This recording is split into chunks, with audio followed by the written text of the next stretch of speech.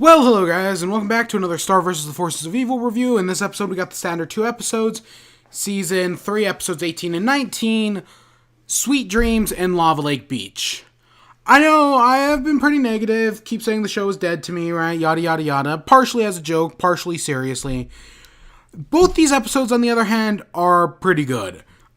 Sweet Dreams is good, and Lava Lake Beach is freaking hysterical. I was constantly laughing my ass off. And a lot of the jokes I'm not going to spoil, so go check it out for yourself. But yeah, these are both really good episodes. So let's get into it. So Sweet Dream starts off doing that obvious dream thing, you know, that all shows do, where they're flying around and something crazy happens. And so Star's flying around with the goblin dogs, and then when she wakes up, there's all these goblin dog wrappers in her bed because she's been eating goblin dogs while she sleeps. Okay. So Star's kind of freaked out by this. So that night she has Marco watch over him while she sleeps. And she turns into that butterfly form, you know, the one at the end of Toffee. And she goes into an alternate dimension, grabs the goblin dog truck, and brings it back. Because, okay. It's basically a form of sleepwalking, and it really is sleepwalking, and we'll get to that. But she confronts Moon and River about it the next morning, and Moon's trying to avoid the subject, this only happens for a reason, right? And you don't just randomly transform, and River's and if you were, we'd have to torture you and lock you in a dungeon, and horrible things are gonna happen. Yeah, encouraging parents. So Star kind of freaks out, and she's like, we're going to handle this on our own. So she has Marco lock her up, right? Just cover her in chains. Which that night, it doesn't really work. She kind of breaks through the chains and goes off into space. You know, the in-between space where she's thrown Ludo twice now. And we even see Ludo, and it just reminded me how much of a wasted potential this show has. God, they built up Ludo, and nope. He's just now a sight gag. He means nothing to the show. Breaks my heart. Breaks my heart. But then we get Eclipsa, who saves me, because Eclipsa's amazing, and God, every time she's on screen, I'm so happy. Eclipsa is so well done. There's no way she's gonna be a villain. There's no way. She's just so great in this instance. Because Marco ends up waking Star up, and never wake a sleepwalker. He does that, so they both get trapped out in space. But Eclipsa saves them, and she and Star has a talk, and Eclipsa basically tells her, hey, this is happening for a reason, right? So let it happen, follow it, see where it takes you. Maybe it's important. And yeah, that's great. It's a philosophy I can get by. And she also has this about knowledge, right? There's no such thing as bad knowledge. I'm paraphrasing that, obviously. And there's secret entrances all around the castle, which, yeah, of course there are.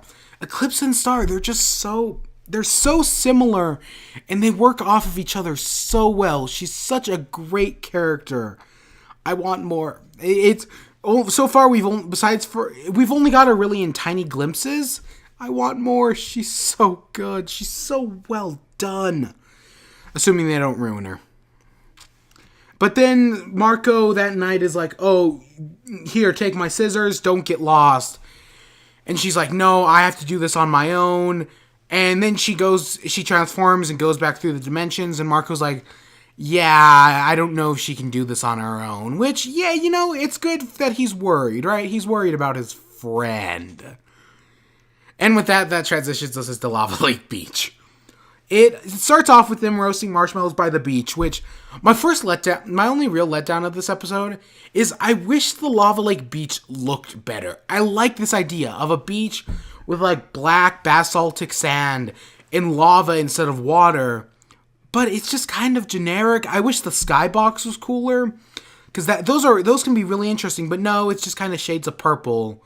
So they get in a fight over who's gonna own their spot on the beach, and there's this volleyball game, because the second they they set this up oh, it's going to be a fight, especially because everyone on this beach is obsessed with fighting.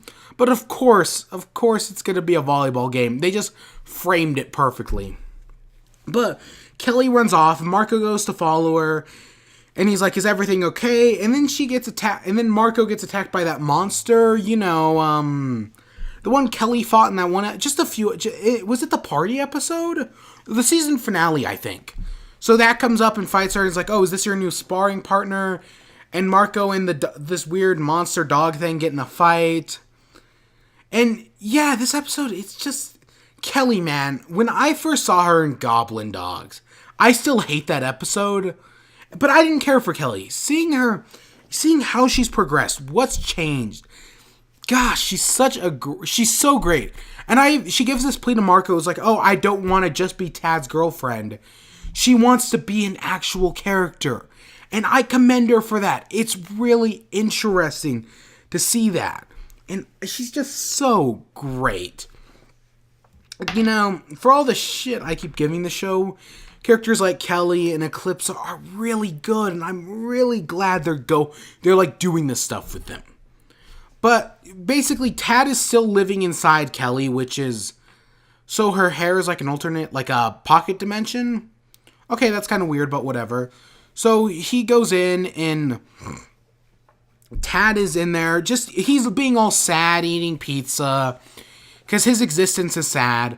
But he gives Marco this whole rant about how, oh, you're living with your best friend who's dating someone else. You're making your life miserable. And I never realized he has 4 arms. And at one point in this episode, he has 8 arms. He has like 7 arms because he's touching Marco like 6 times. Plus, he still has a loose arm. Jokes like that are hysterical. And this episode's just full of them. It really is. But Tad, right, Marco's miserable. And Marco doesn't see it that way until Tad brings it up. And then he starts to like freak out. He goes around, sees all the couples. It paralogs that one episode from season 2 with Jackie and Marco, right? So he eventually sees Stars kissing, and he's all distraught. Because he may actually have feelings for Star, whether he knows it or not. Or, well, he now knows he does. Which... okay. We'll get to it. We'll get to it. Sailing ships is a dangerous thing. But at the end here, Kelly finds Marco and takes him to her secret spot. And we get to see this soul eclipse or whatever it's called, which happens at midnight. And hey, it's now Marco's birthday. That's good. And okay, I avoided it. Why did I avoid it in the first place? Let's talk about shipping. So, I've not so subtly complained about ships in the past. Whenever I do ships, I try to say like, oh, this is my ship. Feel free to disagree with me. I'm not a Starverse and Marco person, just because I, for once, want a show in which 2 characters can get along, of opposite gender, and just be friends. That doesn't happen very often. Actually, almost never. So I really wanted to see that, and that's not the direction the show seems to be taking. But I think Kelly may be a good substitute for that. Because at the end, right, they're together, they're under Marco's jacket about how right, and it's cute, and it may be leaning towards something, but it may not. And I'm fine with that ship, right? I'm fine with Kelly and Marco, sure.